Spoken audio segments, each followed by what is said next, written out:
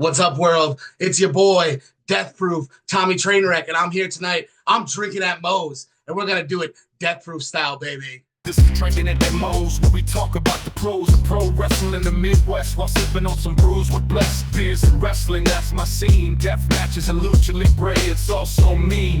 I'm a straight up smart goofball, not no kiss ass. I stand tall when it comes to wrestling. I'm the king. I know every move, every fling. Get ready for a wild time with Drinkin at Mo's, where we don't quit. Drinkin at Mo's, that's where it's at, like a power bomb. We hit hard, never flat. Fucking right, we're living the dream. Talking about wrestling, always a scream.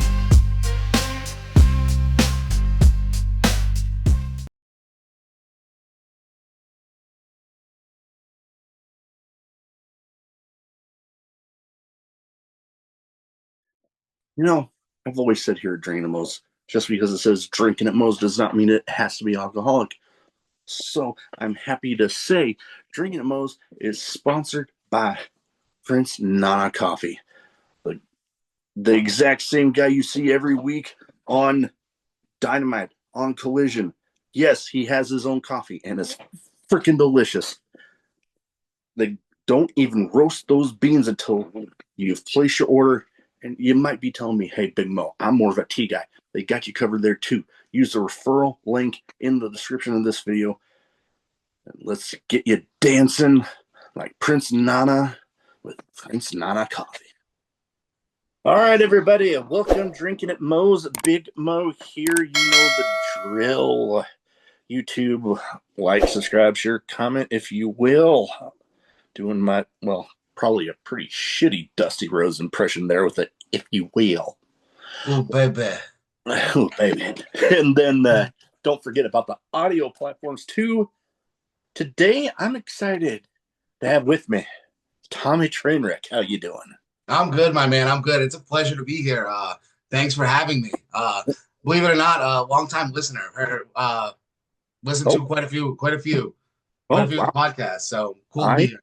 I am flattered. I don't know. I'm my own worst critic. So whenever I hear people, especially of, your stature and, like we were talking before we hit record, having John Wayne Murdoch on twice. And the last time he literally told me, I don't do too many podcasts anymore, but I'll do yours. And I'm like, sense of validation right there. Yeah, you can hang your hat on that. You know what I mean? Absolutely. Oh, yeah. And, getting to do things like, being podcast partner with Fantastic League of Wrestling. That's been going on. That's good stuff. Getting to have Tommy Gunn coming on here soon. So from the UK, Tommy Gunn? The UK, yep. Absolutely. Yeah, I'm familiar with his work as well. Oh yeah, he's in the country for a while for Fantastic League of Wrestling, and yep, John Bullard's promotion. Shout out to John, great guy. Oh, dude, love the guy. Absolutely. Yep. I actually have. They sent me as, being part of, podcast partner, the referee shirt. Oh, that's awesome, man. Got my logo. Cool.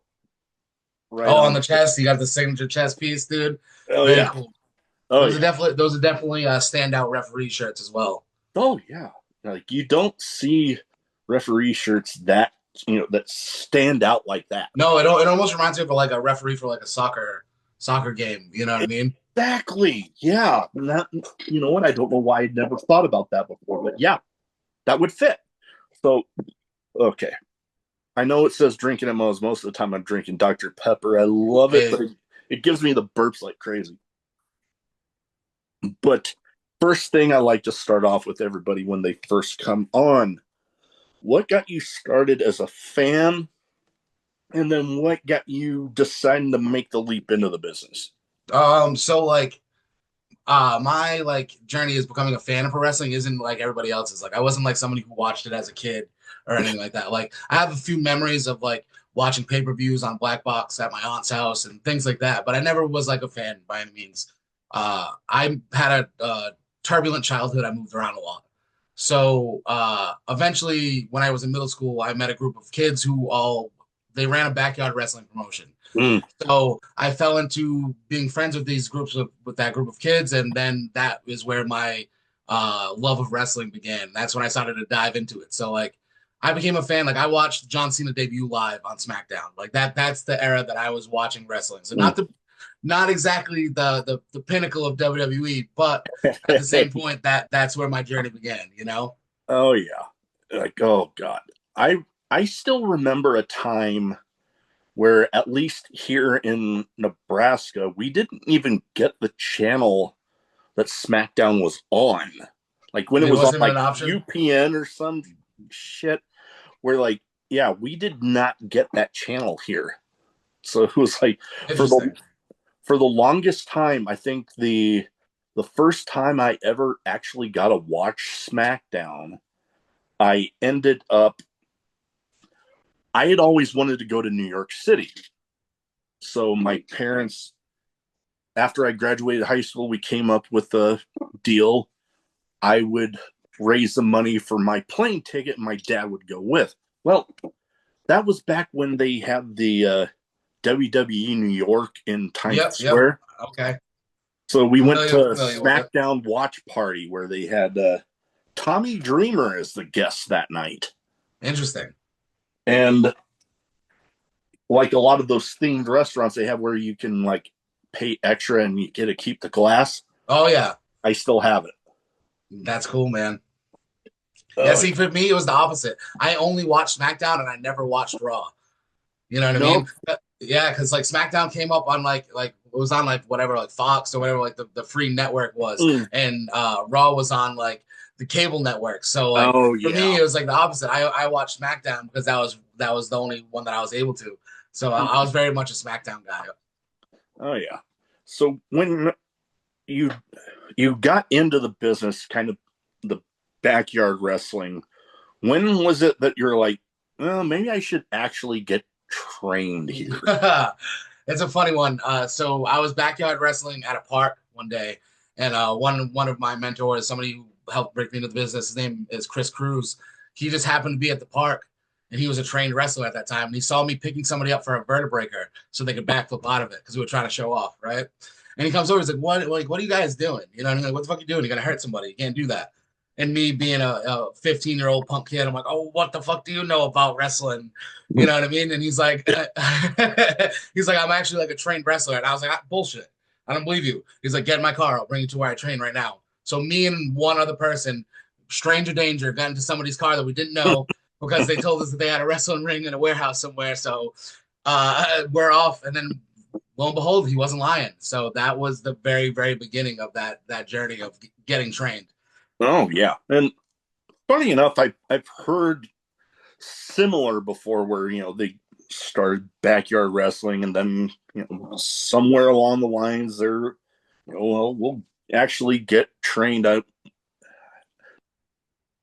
Over 350 episodes. I'm forgetting who exactly. I know I've heard it before, but one thing that I was noticing is now doing a lot with the hardcore deathmatch style, you weren't always centered around that, which, funny enough, also I've heard that a lot, all the way going back from Alex Colon and even some John Wayne Murdoch. But Alex Colon was the one that jumped out to me because I remember my first introduction to him was through a Art of War Games match at GCW. Like, I just saw the whole spectacle of that whole thing. I'm like, oh my God, I like that guy because I gravitate towards those intense personas. Absolutely. See, man, like when I first became familiar with Alex, I'm a big, used to be like when I was first like getting into like deathmatch and stuff, I was very, very big on CCW. So like Four Loco Alex Colon. You know what I mean? Like that was the Alex Colon that I was introduced to. So I've got to see him make that transition as well. So for me, is like, in my opinion, I think most of the best deathmatch wrestlers start with that foundation of wrestling, or they'll at least have a couple of years where they just wrestle and they transition into death matches. In my opinion, I think that makes the best deathmatch guys because they don't just focus on smash and bang, and you know what I mean. They can incorporate that hybrid style. That people have to throw that word around, that hybrid style. But I really think that that's like a very important part of deathmatch. Oh yeah, and like I've talked with a bunch of people, there's detractors and supporters of every genre of wrestling. Of course, going, the intergender stuff. There's definitely detractors of that. Deathmatch and hardcore. I mean, I guess one of the more notable ones, Jim Cornette. But, it's to each their own. It's one of those things where there's a flavor of it for everybody.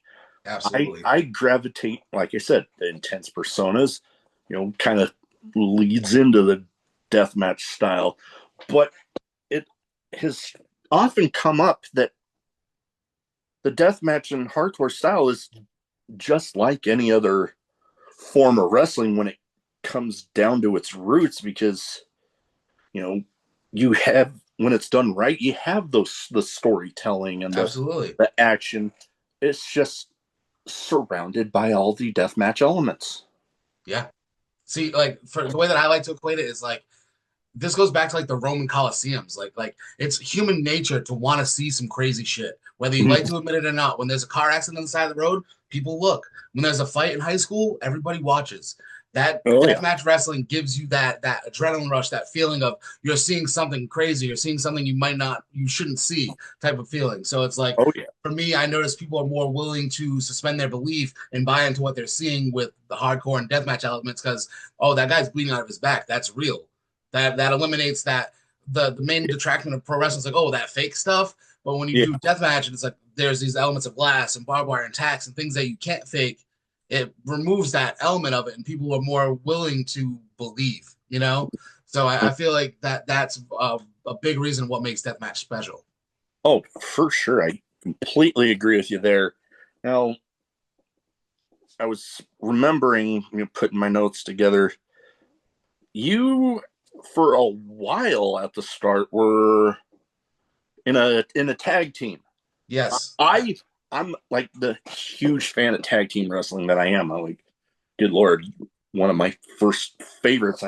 I have them up there where some of my wrestling figure collection, the only ones I keep out of the box are the ones that have passed away. Well, my all-time favorite tag team, the Legion of Doom, got me just loving tag team wrestling. So what are some of your memories from back then? And kind of a second part to the question here. I've heard a lot from both tag and singles guys. What do you prefer as far as, tag or singles? Because, I mean, tag, you have at least three other guys in there with you. So you got all sorts of factors in there.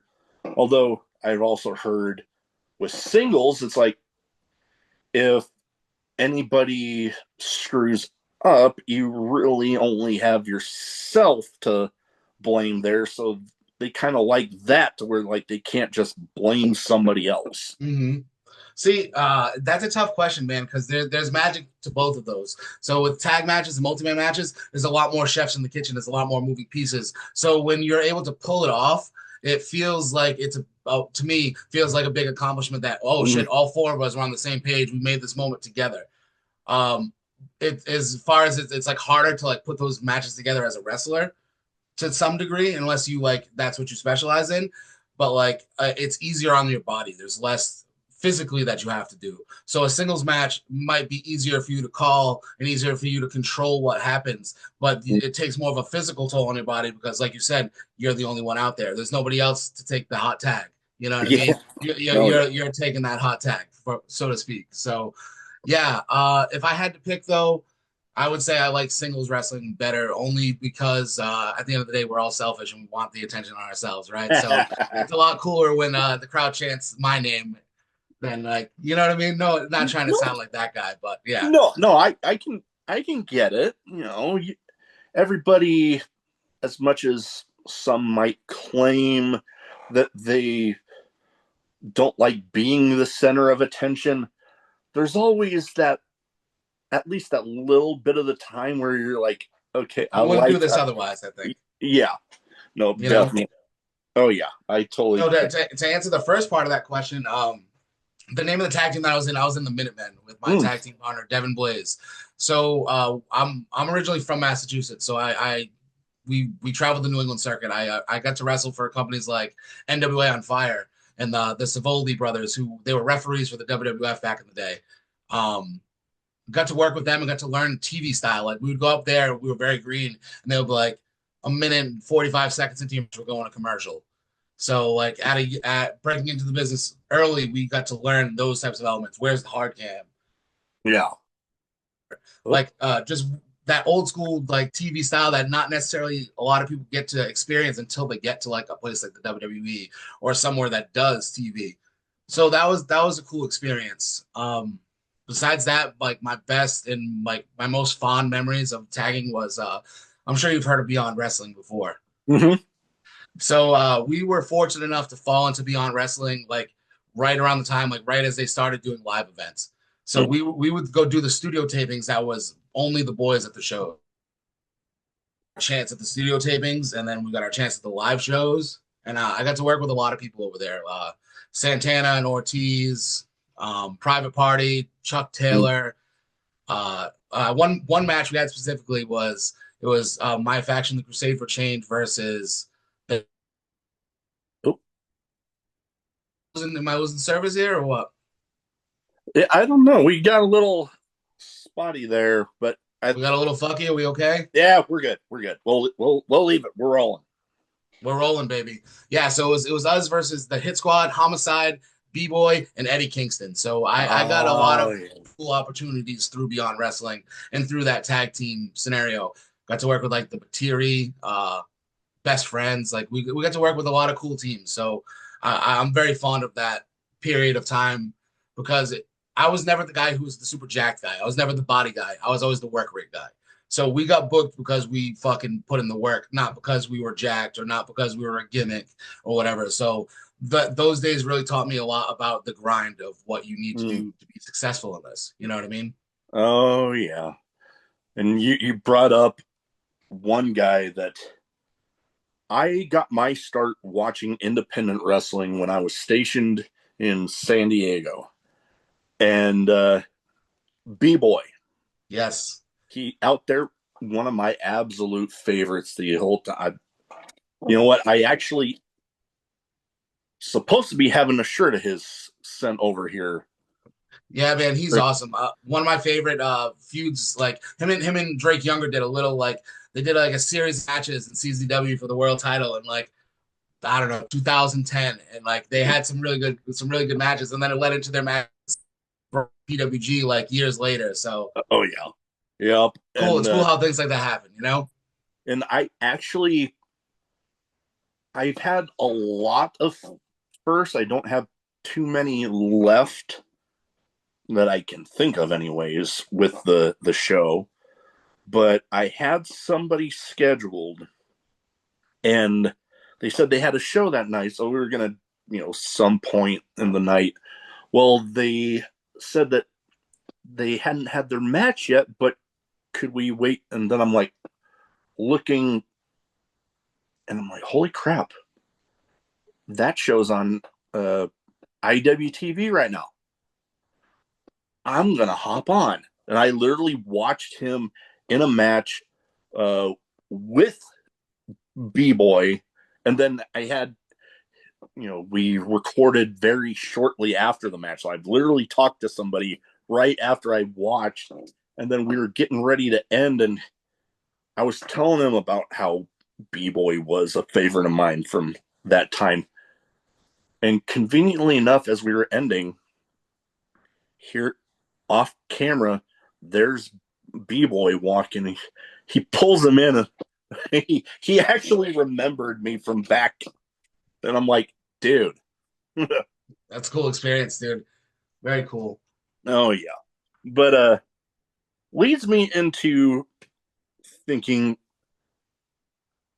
much like, really getting yourself in the mindset for any match can be different, but getting your mindset into deathmatch mode is like a whole different thing because, you know, people see it. There's the light tubes, the barbed wire, the stuff that you're like. Perfect example. I've had it happen twice. Where one time my mother-in-law walked in as I was watching a death match, and she's like, Okay. "Oh, isn't that illegal?" And I'm like, "You got your iPad. Just sit and watch that." Or it was the other one was my wife was watching a show with me one time for H2O, and it got to a death match where carpet strips got involved, and the look on her face. So that's one of my favorite things is showing people who aren't familiar with deathmatch, showing them clips of what I do or stuff like that. That's some of the best reactions you'll get because people are genuinely so taken aback by it sometimes. It's tremendous. Because yeah, it's like putting yourself in the mindset where you're going to be using, for example, carpet strips, because I've accidentally come into contact with one of those once. Yeah, they suck, dude. They suck.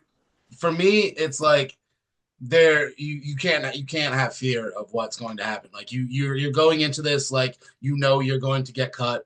You know that there's a possibility shit can go wrong. You know that, you know what I mean? But at the same point, you need to put that all that out of your mind and remember your training and just stick to what you know and go with your instincts. And like when I was training, they would always say if you're thinking, you're stinking.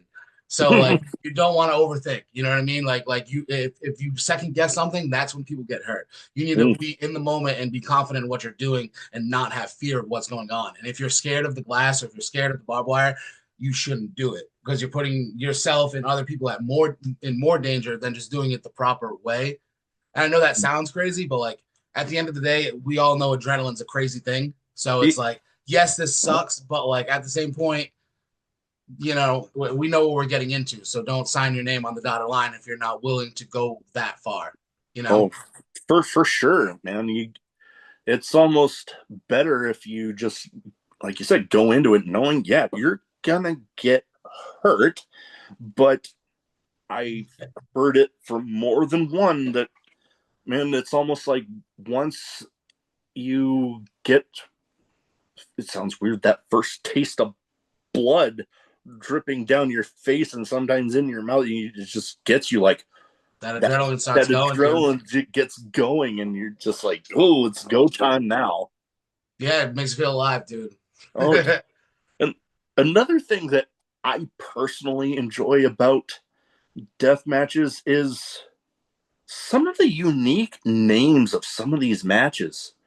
Like, you just think of how the hell did they come up with that? Which one that I saw that you were in for Crimson Crown, the Shattered Screams. I'm like, one, I knew I had to ask you what was that about, because I always love hearing about how these names for these dang things come about, because some of them are just wacky as hell. No, certainly. I like to think that there is a lot of creative minds in the deathmatch world. So that's where a lot of these names and these things come from, because the most talented artists are usually tortured artists. So, you know what I mean? It all kind of ties itself together. So, like, I wasn't in the writing room necessarily for the booking of the Shattered Screams match, but I was going to face the CCW Deathmatch champion. He wrestles as Carnage. So his gimmick is more of like that dark, like Undertaker-esque type feel. So I think that was where the Screams part came from. Otherwise, it was just a panes of glass match for us. Panes of glass and light tubes. So it's things that could shatter, and tying it in with Carnage's Aurora. You know what I mean? I think that's where they landed on, from what I gathered. You know what I mean? It would make sense.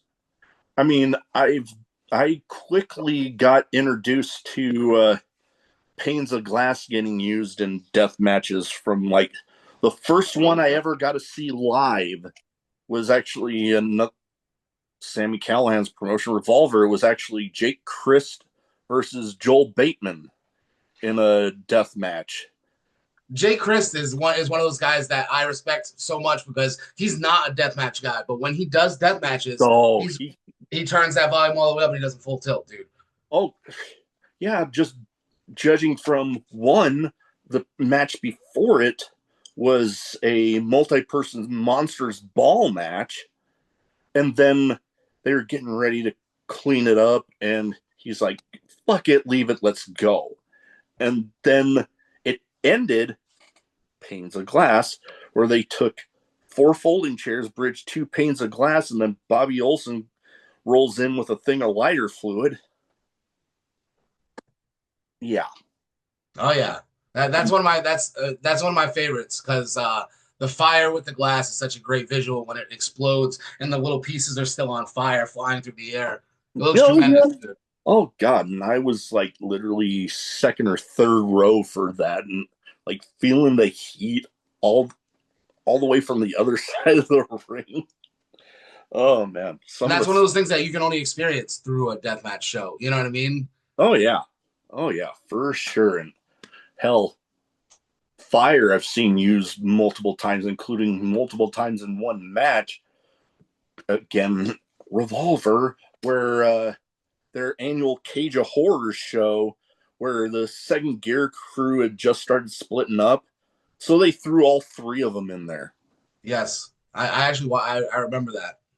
Oh man, fire used 2 times in the same stinking match. I've often, and I've actually got to tell the joke to each of them personally that, and I mean, some of them, especially Matthew Justice, some of the matches, it's like they might as well be sponsored by Home Depot because of all the stuff that gets thrown around. I got to tell each of them that in person. They all laughed, and I'm like, yes. Yeah, man. I think Revolver has a great product. They definitely do a good job of threading the line between a little bit of everything. They have their flippy guys, their big guys, their little bit of hardcore. I think they do a great job of giving you all the flavors. I think that's very important.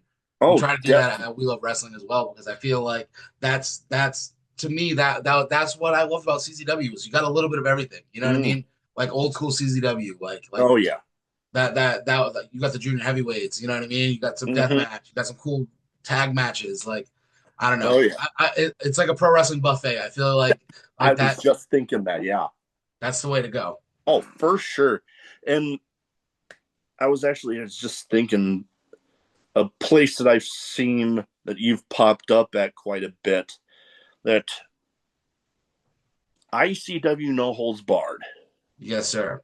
I remember the first show of theirs that I got to see was one of their, I think it was a pit fighter shows where like the cage surrounded like the mat was just on the floor, and it was at the TWE Arena.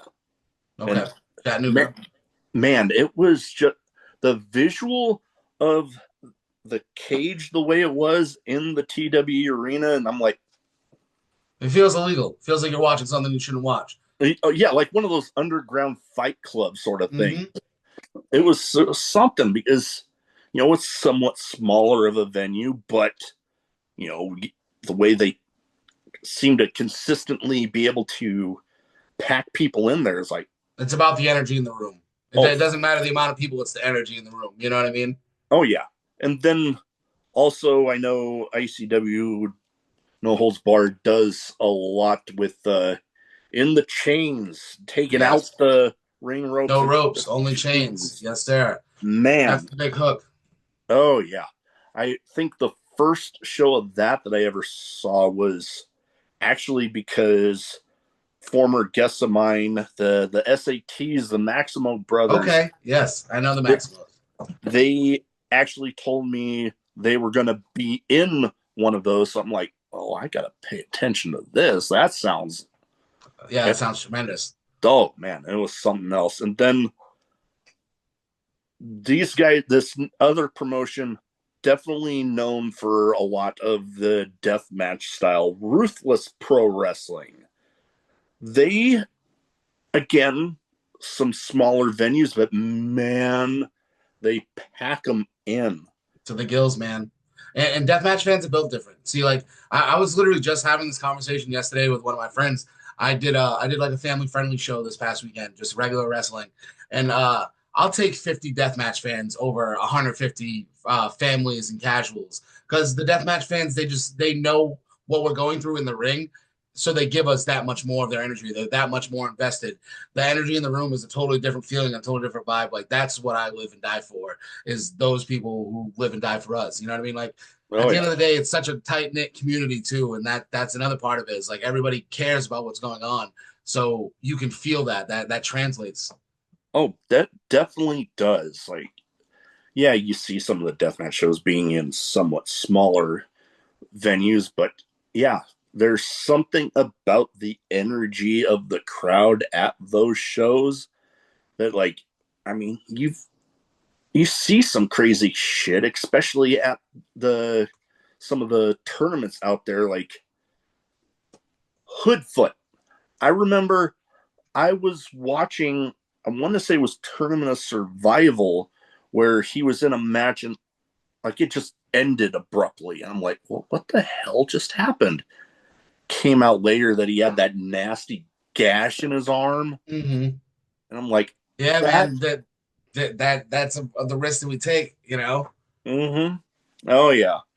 But, oh, didn't want to forget. ICW Milwaukee. I've actually had some people from there. Demented Chucky Bates was one of my. Chuck. Oh yeah, that was a fun one. But you know, I've become somewhat familiar. But for those outside of myself and people in that area, what I know you've held a few of the titles there. Yeah. What do they got going on? To me, ICW Milwaukee, that's what I consider to be my home promotion. That's where I'm. You can see me every month over there. They run shows in West Allis, Wisconsin, at this place called The Bar, and it's one of those things. It's a small, dingy little dive bar, but man, the energy in the room's infectious. Yeah, I've had the opportunity to hold quite a few championships over there. I hold the record for 4-time alternative championship reigns, so that's the most that anybody's ever had.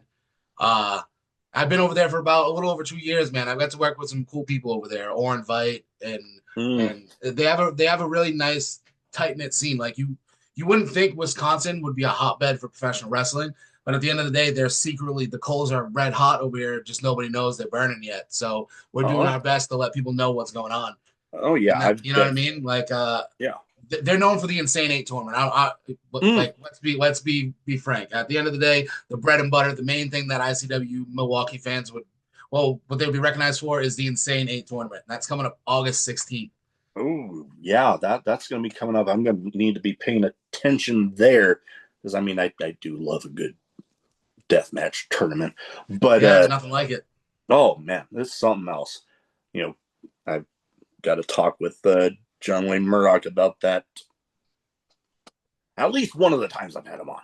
But yeah, it's something else. And you mentioned people not thinking about Wisconsin being a hotbed for wrestling. It does seem like literally it's almost I've become aware of it anyways, that from about Chicago and up north to Minnesota and Wisconsin, it's almost like a Midwest mecca of wrestling in that triangle there. I know a lot of people are sleeping on it, but absolutely, I would include Michigan in that as well. Michigan, Illinois, like that whole chunk of the Midwest. There's a lot of companies out here firing on all cylinders, drawing big crowds and building their own stars. The future is definitely bright for the independent scene in Wisconsin, 1,000%.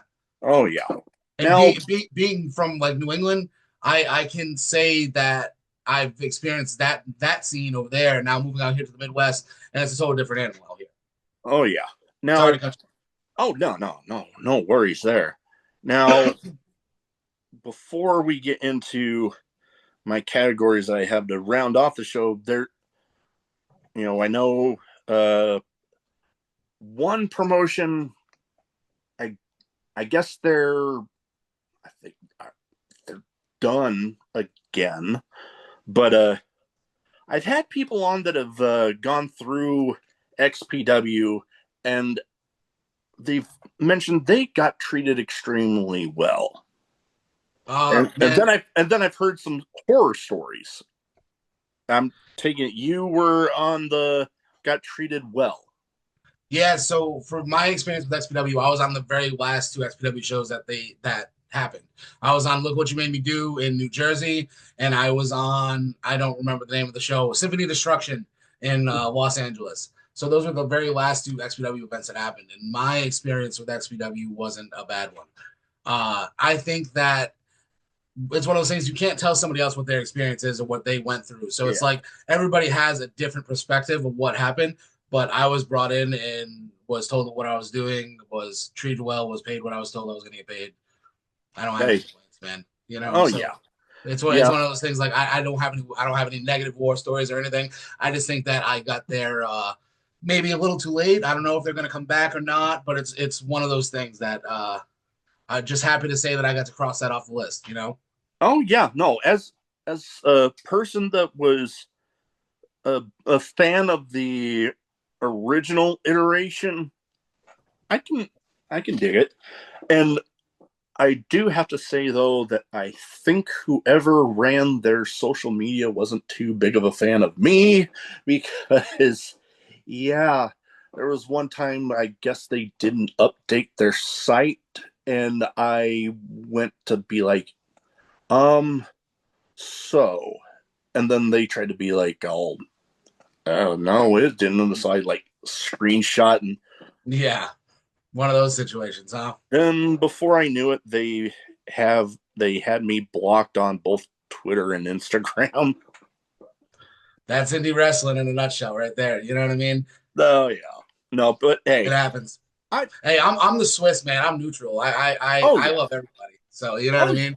I try as much as possible to be that myself. Yes, shitty people. Some people suck, and that's how it is. Oh, true.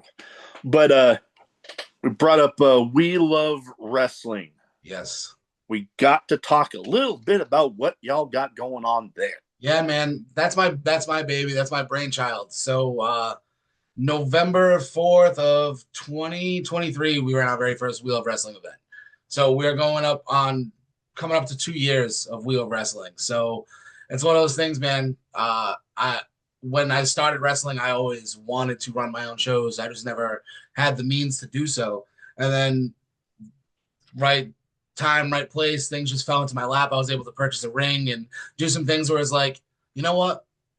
I do love wrestling. Wrestling has given me friends and family from all over the United States, memories that I'll cherish forever.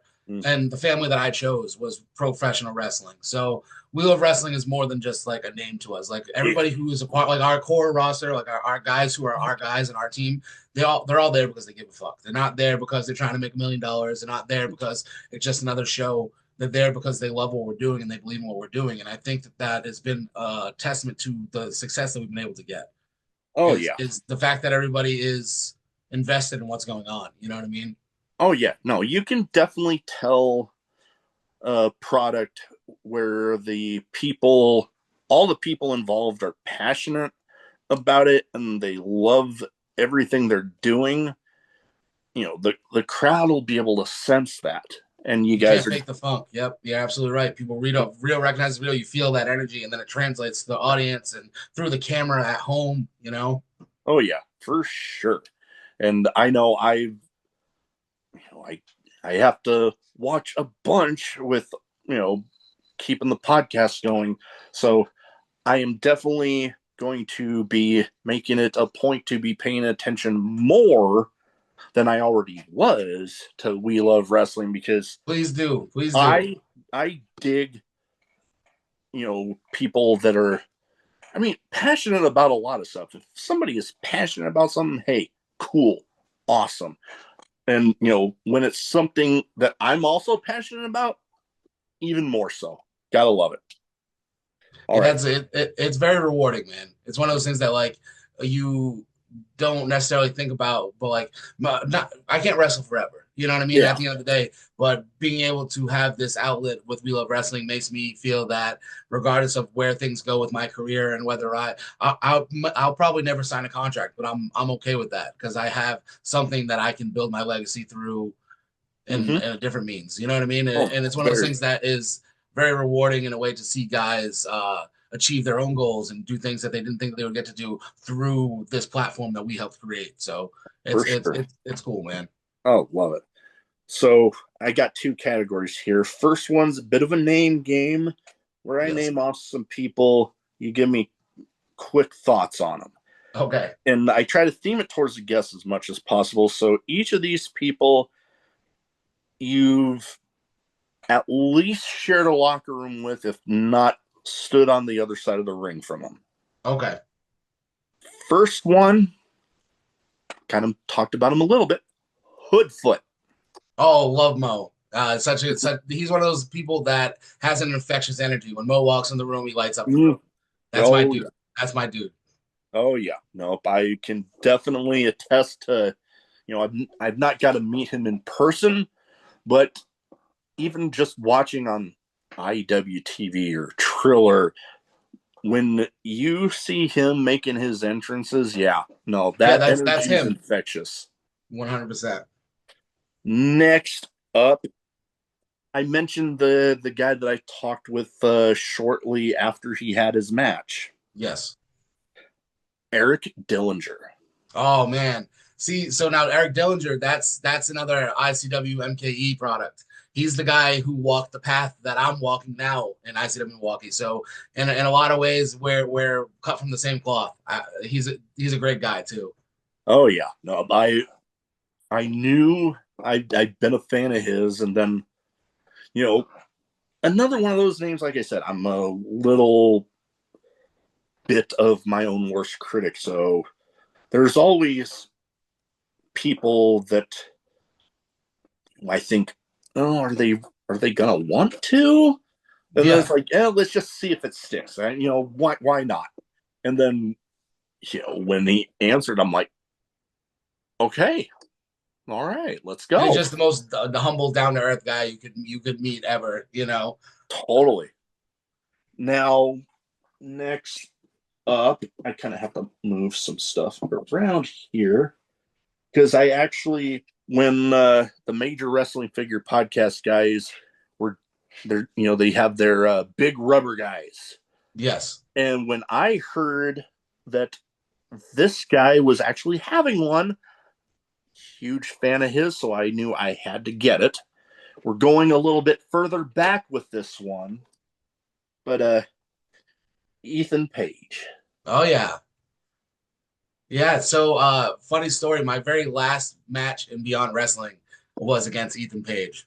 It was against Ethan Page and Team Alpha One. I want to say Space Monkey was also in it. I forget the other people's names, but yeah, that was my very last match of Beyond Wrestling, and that was 2015 ish. Okay. Yeah, I remember, seeing him. I believe the first time I ever got to watch him was, I keep on bringing up Revolver, but it was literally the night of my bachelor party. The guy I made my best man, wrestler here in the Omaha area, he also now is periodically helping out backstage at their Iowa stops. Okay. And he was like, you want to go to Des Moines for Revolver? I'm like, okay. And him and Josh Alexander is part of the North. The North. Were there that night. So that was a fun little time.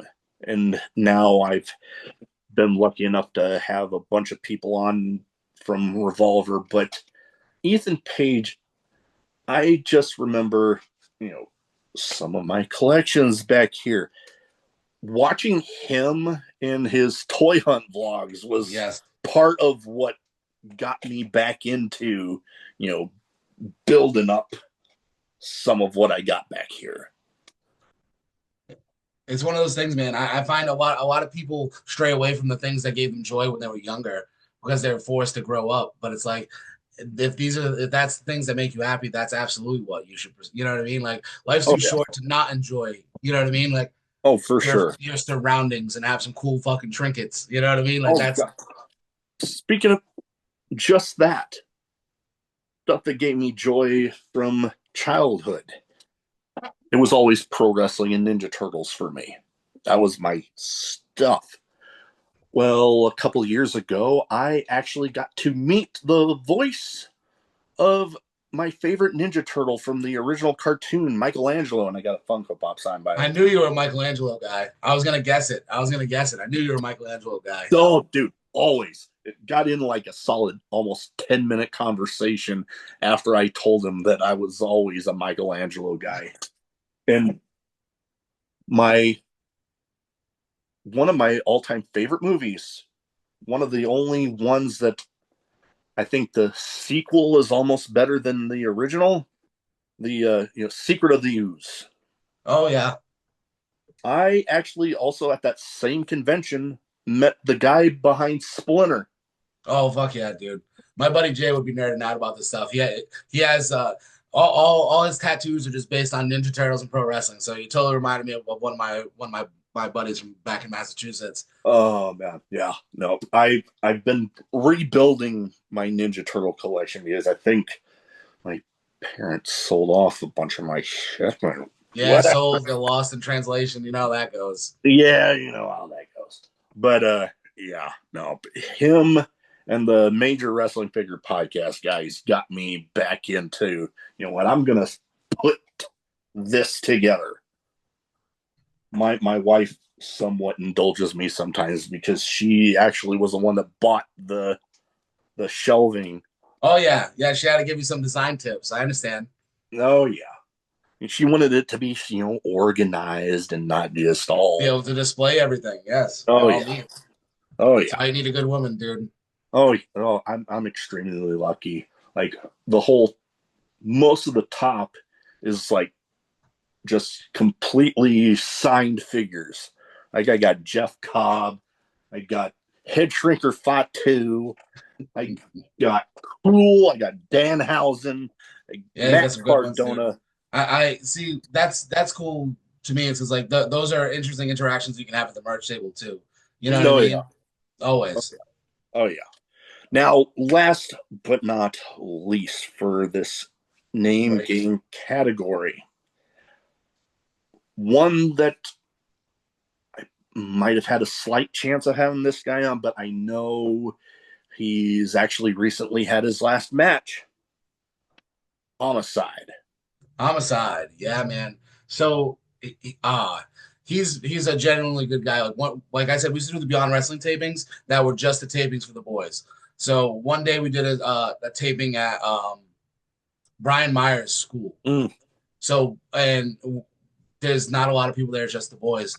But Homicide stood and watched my match and actually gave us genuine, real feedback. Like, didn't just, hey, blah, blah, blah, whatever, guys. Like, actually sat there and took the time to watch what we did and broke it down. And, like, there was maybe 25, 30 people at this gym in New York, and he took the time to come sit with us and talk to us. So he's one of those guys that was, like, passing the knowledge to the next generation, wasn't gatekeeping and stuff. So I got nothing but respect for Homicide, man. Oh yeah, I got to work with him, Oh yeah, and like I've said, the intense personas, I love them. Homicide definitely had that. Like it's funny, growing up, little kid, some of those intense personas scared the crap out of me.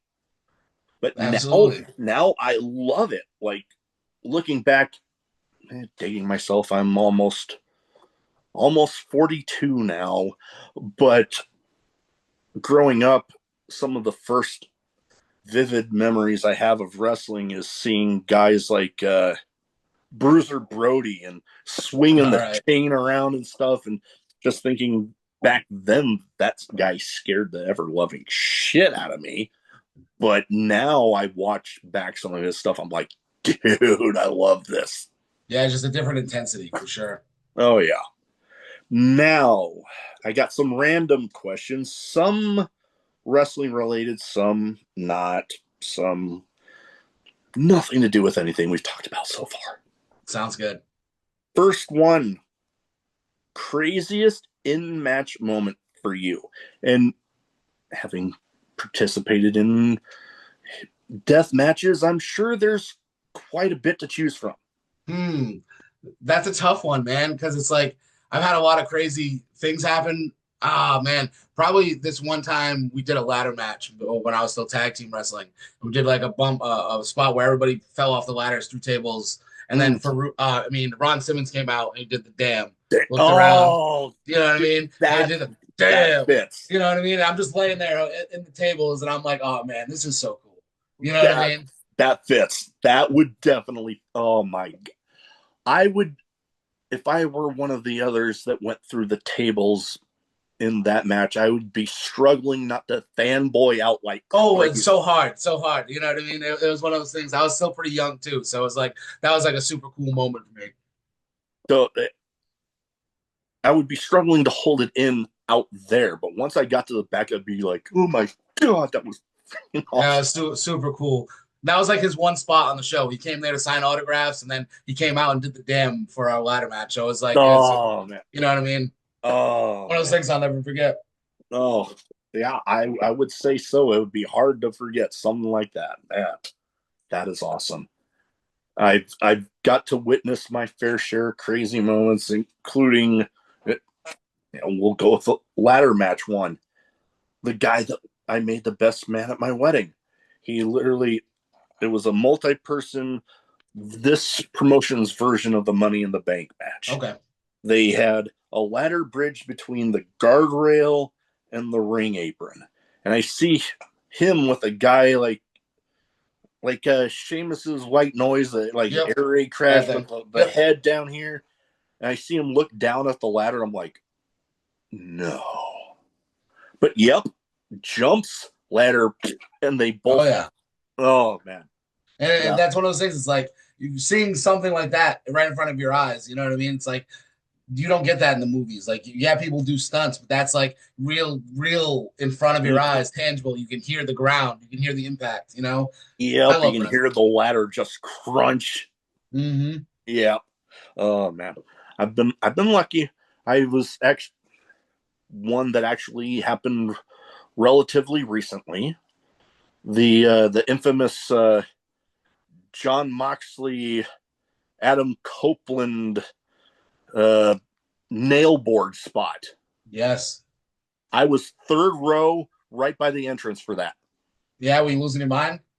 So, like, literally hard not to, right? Being able to physically, within like a few feet of me, seeing the as they were trying to pull it out of them and seeing the skin gross, just like, and then they finally get it out and you can see the individual trickles of blood streaming out of the holes in his back. Oh man, that honestly, not a lot gets me. You know what I mean? Not a lot can make me like, ugh.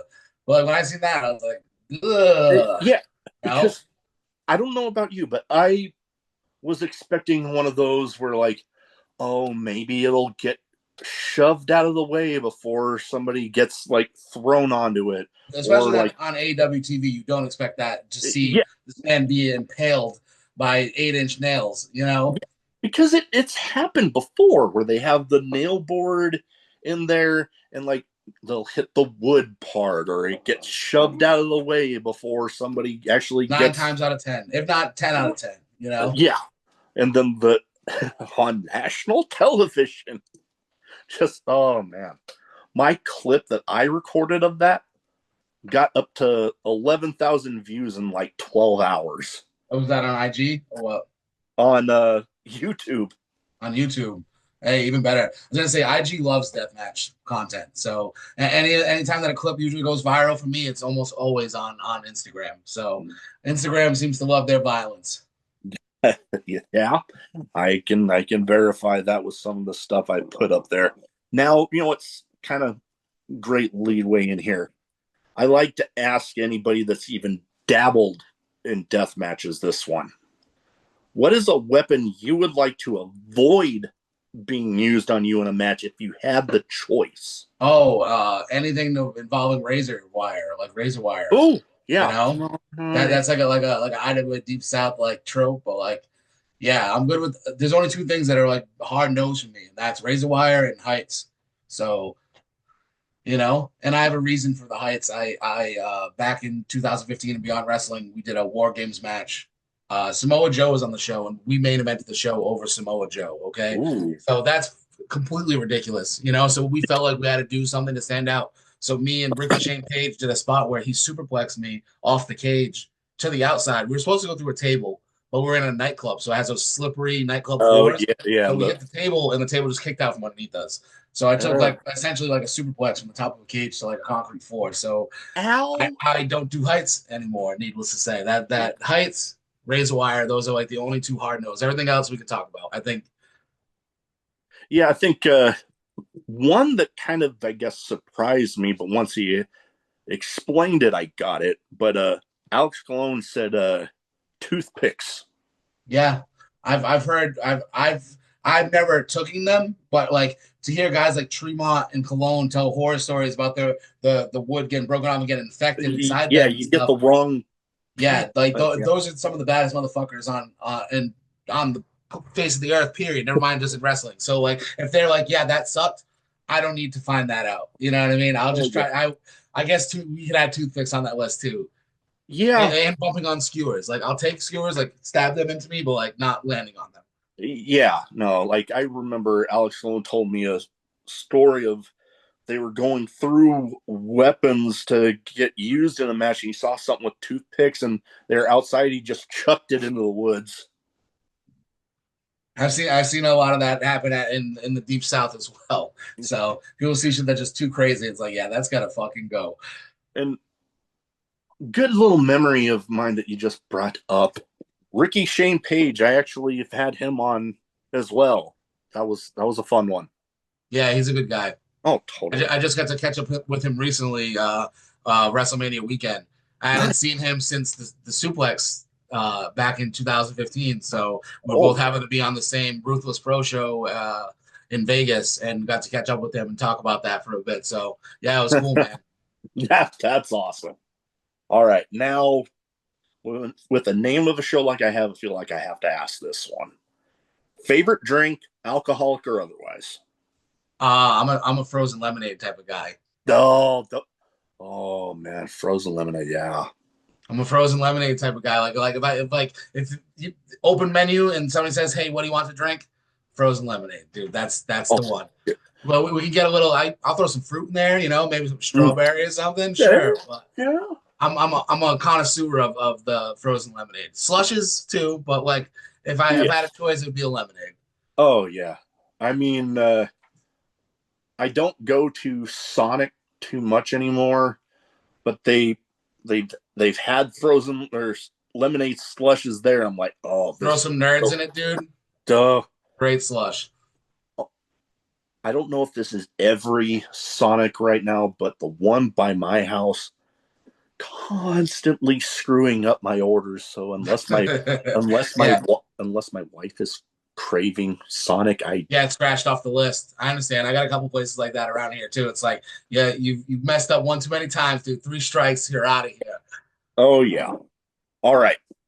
Last but not least here, best advice you have for anybody wanting to get into wrestling? Believe in yourself. If nobody if you don't believe your shit, nobody else is going to believe your shit. If you're out there faking the funk, people can see that. So you need to be able to be confident in what you're doing and believe in what you're doing, so that translates to the audience. And also do things the right way and stay sober, guys.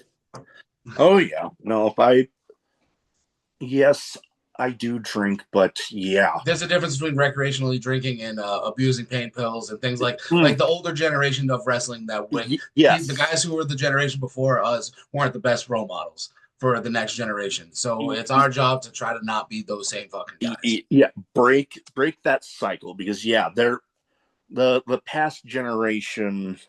And honestly, I think it's already broken because like the new generation of guys, they're more about playing their video games and doing their fucking shit that makes them happy Hey, instead of this other shit. You know what I mean? oh So yeah, nothing wrong with that at all. not at Because all, hell, man. you gotta. Everybody's got their stuff outside of wrestling. As you should, because like wrestling is, like I said before, it's a black hole. It can be consuming, it can suck every aspect of your life into it. So it's good to have that outreach to keep yourself grounded, man. Oh yeah, most definitely. Well, before we go, where can people find you social media wise? So if they don't already have their eyes on you, they can go ahead and get them there. That is a simple answer. It is Tommy X Trainwreck across all socials. That's on IG, that's YouTube, that's Facebook, that's everywhere you can find me. Tommy X Trainwreck, and I try to post weekly content on my YouTube channel. Sometimes some backstage stuff, some blogs, lots of free matches, all that good stuff. And if you follow me, you also by proxy follow We Love Wrestling because you'll see me promoting all the stuff that we have going on. So that's a twofer. That's a double plug right there. Oh, definitely. I'm pretty sure I'm following We Love Wrestling on there, You but better be, I'm especially now. Oh well, yeah, especially now. But I'm definitely going to be double checking if I'm not done already doing it. So that is about all I have. Thank you so much for taking the time to talk to me tonight. It's been an absolute pleasure. I wish you well. I wish We Love Wrestling well. Thank you, look man. forward to everything you guys got coming up the rest of this year. I appreciate you, man. And honestly, thank you for having me on the show. This was one of the better podcasting experiences I've had. So it was a pleasure, man. That means a lot. That definitely means a lot because, as I've said a few times, I'm my own worst critic. So when I'm having when I'm having my guests complimenting me like that, I'm like, okay, I'm doing something okay here. So we all want to be validated, man. Much love. Appreciate you. Thank you. Now that issue with the damn button. Fucking hell.